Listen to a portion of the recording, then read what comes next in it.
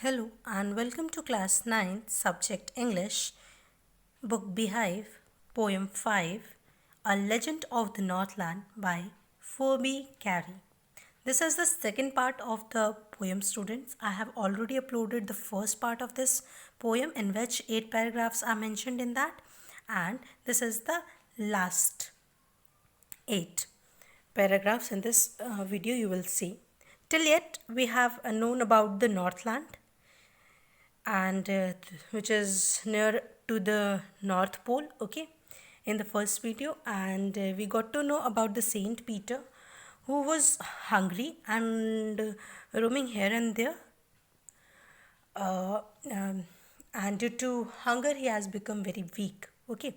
So he go to the one's door of a lady who used to bake cake, and that lady is too greedy that she can't afford a simple cake from his uh, already made cakes, okay. So she is preparing the new cake.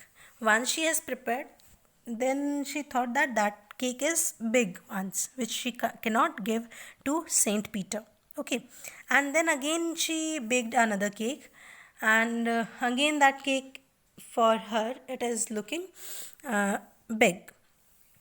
So she is again become greedy about that cake, and she decided not to give that cake to Saint Peter. Now, from the ninth paragraph of this poem, we will start. Then she took a tiny scrap of dough and rolled it flat and baked it thin as a wafer. But she could not part with that. In this para, the third time she took a very small amount of dough and rolled it. The poet says that she rolled and rolled to lay emphasis on the fact that she rolled the dough and make it very thin like a wafer and baked it. But she was so greedy that she could not give that thin piece of bread to the saint. In the 10th paragraph, for she said, my cake that seem too small when I eat of them myself are yet too large to give away. So she put them on the shelf. Now the woman reasoned that when she ate the cakes, she felt that they are very small, but if she had to give them to someone, she felt that they were too big to be given away. She put all the cakes on the shelf of her kitchen, and she did not give any cake to Saint Peter. In the 11th stanza, then good Saint Peter grew angry, for he was hungry and faint. And surely such a woman was enough to provoke a saint. Now in the stanza 11, Saint Peter became very angry. She was very hungry. He was feeling very weak as he has not eaten from the whole day. And the selfish woman was not ready to give him even a small cake. This behavior this behavior of the greedy woman angered the Saint Peter. In the 12th para, in the 12th stanza, and he said, you are far too selfish to dwell in a human form, to have both food and shelter and fire to keep you warm. Saint Peter cursed the woman and said that she was very selfish. She did not deserve a life like a human being. He added that God had given her food, shelter, fire to keep warm, but she had become selfish for all the resources she had. She did not want to share them with anybody. Now you shall build as the birds too, and shall get your scanty food by boring and boring and boring all day in the hard, dry wood. Saint Peter cursed the woman that hence she would become a bird because she did not deserve a human form.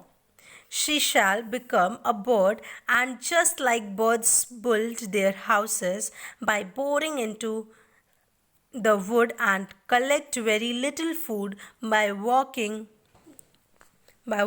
hard an entire day. Similarly, she would also work hard in the dry wood all day and get little food and make a small place for herself to live in.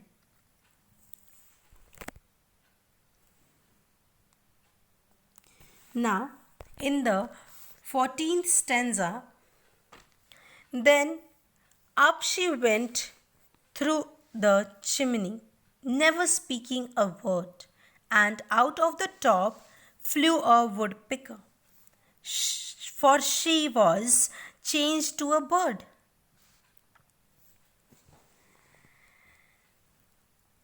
As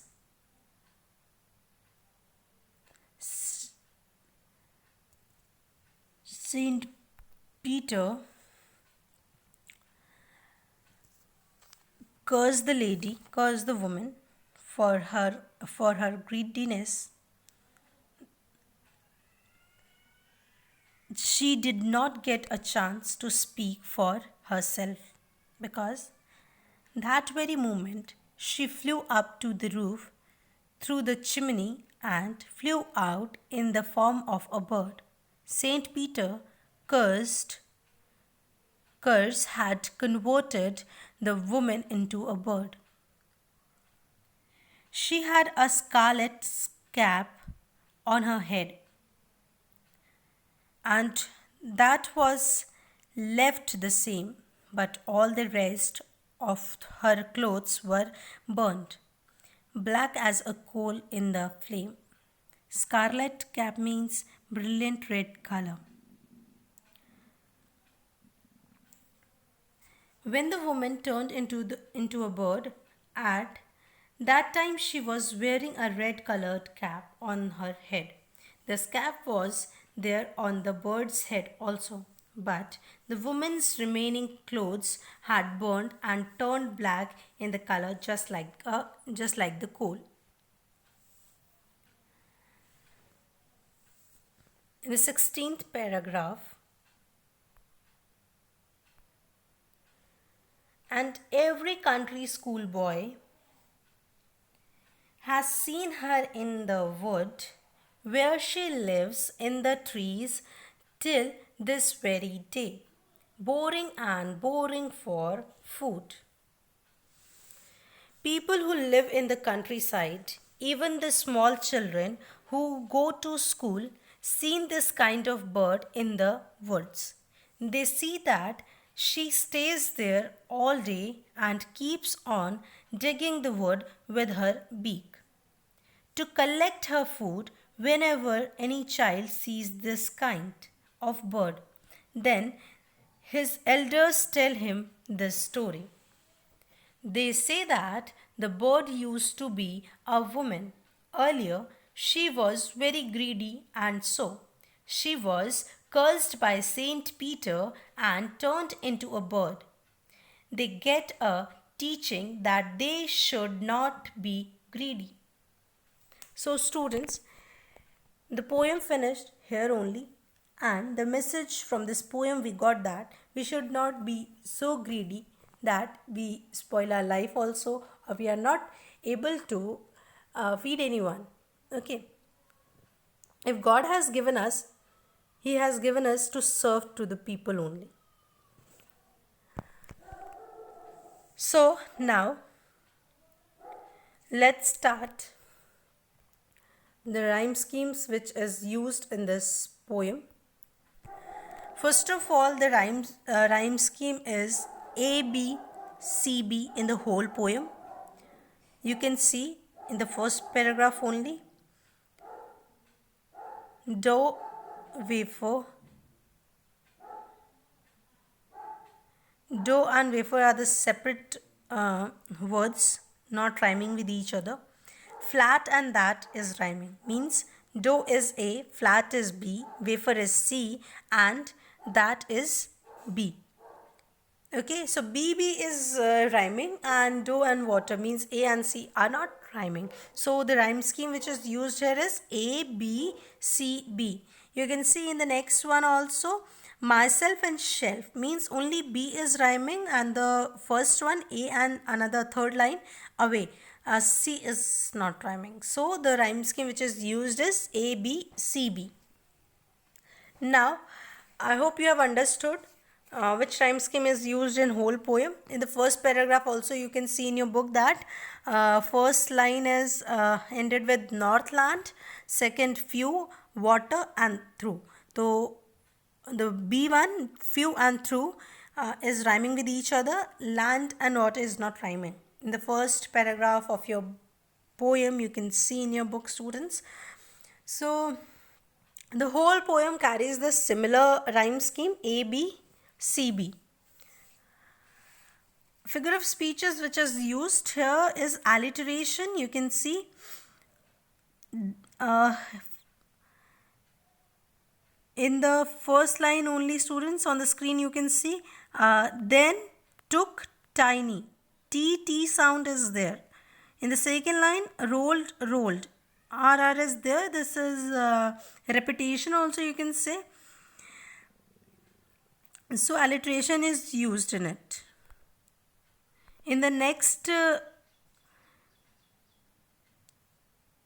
also you can see next slide that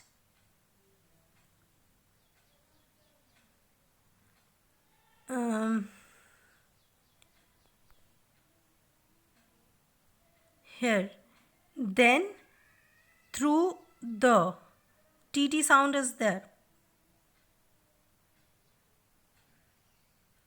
Out the top. Tota sound is there. That left the. Like this only in the whole poem you can see the alliteration, students. The alliteration is what? The repetition of the consonant sounds. Okay. Now come to the repetition. Repetition is also used in the poem. You can see repetition is the words which are used repeatedly. Okay. So that is what? That is repetition figure of speech. Here you can see round and round, rolled and rolled, sorry, rolled and rolled. Okay. And we have seen one more boring and boring. Okay. And this is also repeated in the paragraphs. Like that only, if the any word is used, if any statement is used repeatedly, then also it is called repetition. Okay, repetition figure of speech. Here also you can see here boring and boring and boring. So repeated words are there, which is the repetition figure of speech. Now next is the word enjambment is used. Enjambment is the word which is used is that if any sentence is repeating one after one without any punctuation mark, then it is what? Then that is enjambment. Okay, students. So you can see enjambment in the poem. If you will go through your first pair of this poem, that and the nights are so long in winter that they cannot sleep them through. Open your book, students, and see the first paragraph. And the nights are so long in the winter that they cannot sleep them through. So these two lines is without any punctuation mark, and it is continuing in the next line also. Then also it is what? It is enjambment. You can see in the second paragraph of your poem also, where they harness the swift reindeer to the sledge.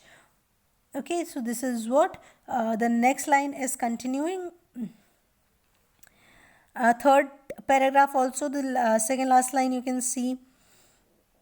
Okay, where there is no um,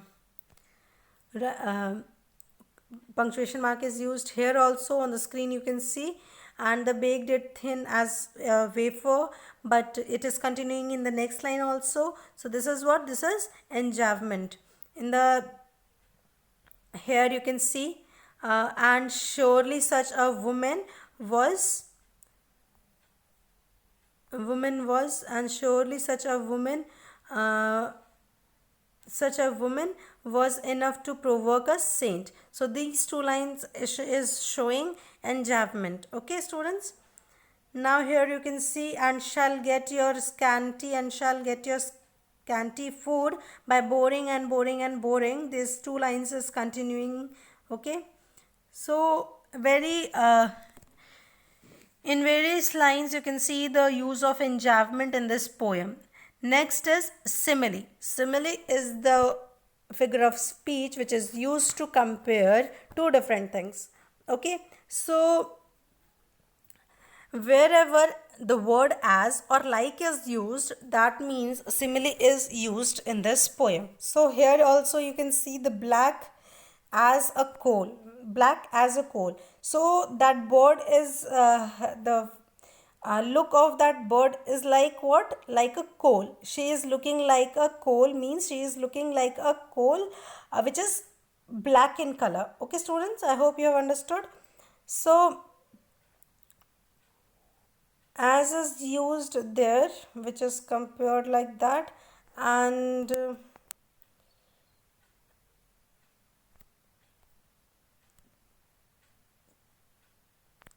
this much is used. I hope you have understood the poem. If any other doubt is there, you can go through the comment box to ask your doubts. These are the assignments, students, which you have to do in your copy very neatly. You have already submitted your copies, I have seen, but they are not too appropriate because you have not worked on the presentation of your copies. So put margins after every answer. Use blue and black pen for question, blue pen for answers. Okay, and after that put two lines near to each other after every answer with pencil. Okay, and keep your copy neat and clean. Write the answers. If you are not able to answer any question, you can ask through the comment box also. I hope you have understood.